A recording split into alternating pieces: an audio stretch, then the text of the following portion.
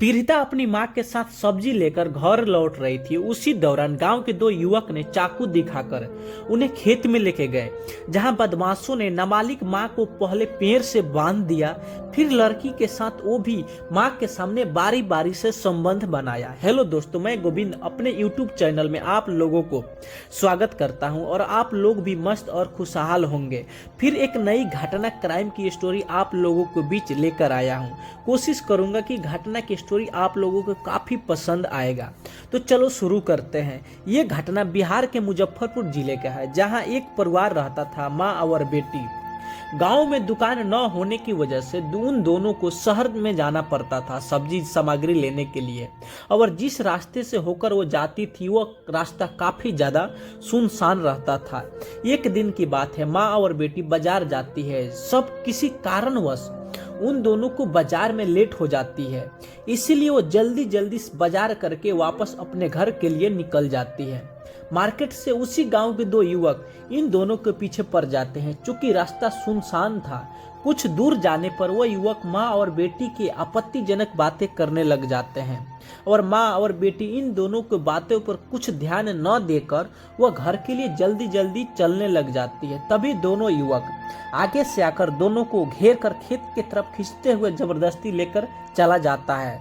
सबसे लड़की की माँ को पेड़ से बांध देता है और फिर उसके बाद लड़की से जबरदस्ती रेप करने लग जाता है। इधर लड़की की मां चिल्लाकर उन दोनों को अपनी बेटी की छोड़ने की बात करती है, पर इन दोनों दरिंदों अपनी हवस मिटाने के चलते नाबालिग लड़की से बारी बारी दुष्कर्म करता है, और लड़की भी चिल्लाती है। फिर इन दोनों जानवर को दया भी नहीं आती है। चूंकि रास्ता जंगल से होकर गुजरता था, इसीलिए उस रास्ते से कोई भी आदमी जल्दी आता जाता नहीं था। जब ये दोनों ने घटना को अंजाम दे दिया तो लड़की के माँ को धमकी देते हुए ये लोग बोलता है कि अगर ये बात गांव में तुम किसी भी इंसान को बताई तो तुम्हारा फैमिली को जड़ से खत्म कर देंगे लोग, और धमकी देकर दोनों गांव चले जाते हैं लोग।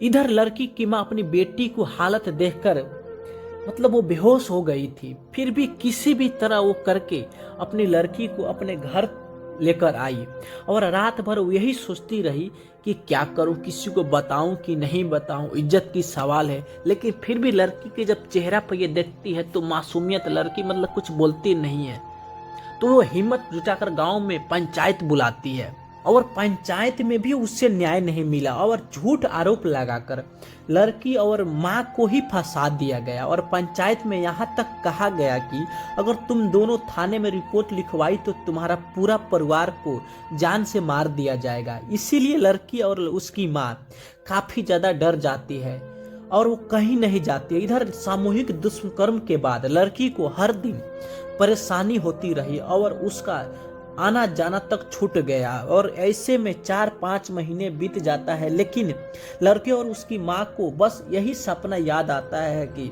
लड़के और उसकी माँ किसी भी तरह हिम्मत जुटाकर थाने पहुंचती है, और थानेदार रोहन कुमार को सारा घटना बताई।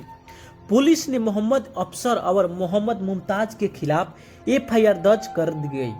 साथ ही थाने जाने में रोकने के मामले में गांव के दबंग मोहम्मद रफीक, मोहम्मद अशफाक, मोहम्मद जिसान, मोहम्मद शमीम और नवल किशोर ठाकुर को भी नामजद आरोपी बनाया गया। थाना प्रभारी रोहन कुमार का कहना है कि छात्रा के आवेदन के आधार पर गैंग रेप की धारा में केस दर्ज किया गया है।